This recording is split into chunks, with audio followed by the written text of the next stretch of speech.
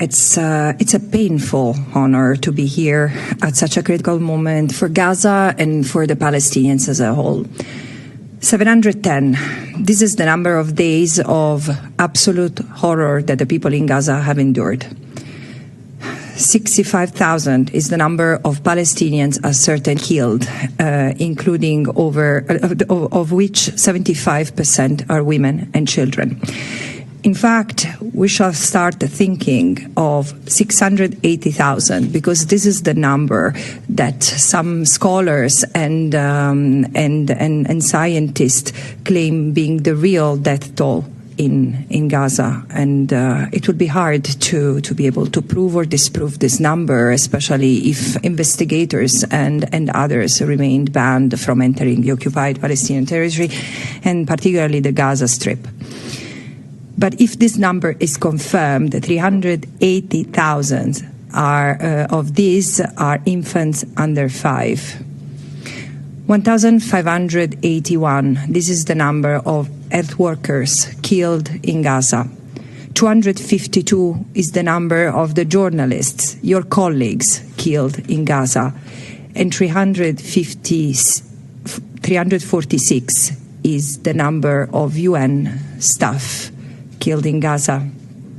10,000 Palestinians have been detained, mostly arbitrarily, by an unlawful occupation, which has been starving, torturing, and even raping inmates, including doctors and patients. 75 is the numbers of detainees who have been reported killed in Israeli custody just in the last 710 days. Images of scores of Palestinians taken from their homes, shackled and blindfolded in the middle of the night continues to reach us from the occupied Palestinian territory. Homes, shelters, hospitals, schools, mosques continue to be destroyed. Over 85% of Gaza lies in ruin. The ongoing assault to take the last remnant of Gaza, meaning Gaza City, will not only devastate the Palestinians, but endangers also the remaining Israeli hostages, putting their life in great danger. Meanwhile, the West Bank is not having a much better present. The situation is unraveling under intensified pressure. Over 1,000 Palestinians, including 212 children, have been killed in the last 710 days. 1,600 is the number of the raids, with a 22% increase compared to the previous years over Palestinian inhabited areas.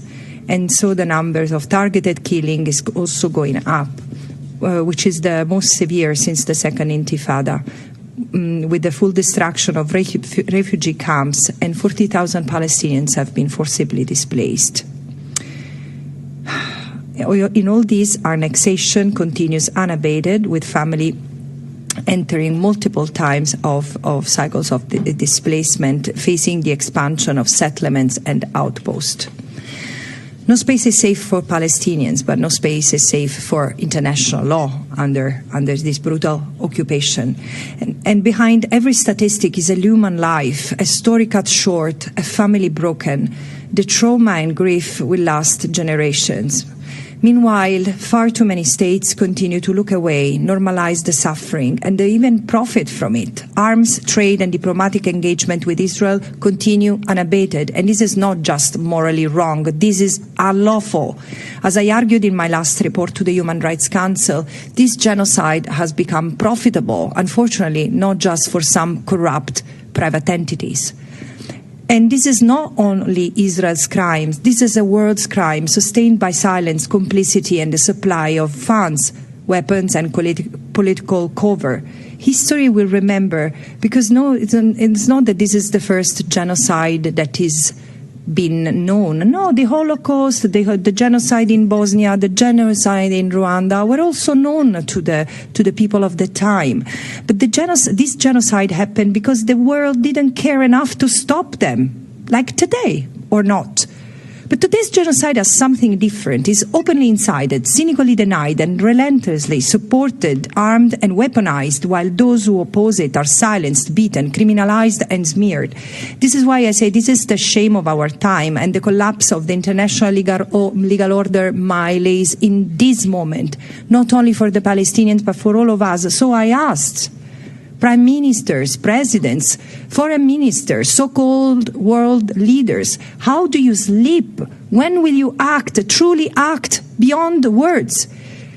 But I also see courage. Dock workers, trade unions, students, mothers and fathers, ordinary people everywhere are refusing this complicity. And their message is clear. No more genocide, no more apartheid, starting in Palestine. The future of millions' demand is one of justice, equality and freedom, and is still within reach if we act now. Thank you.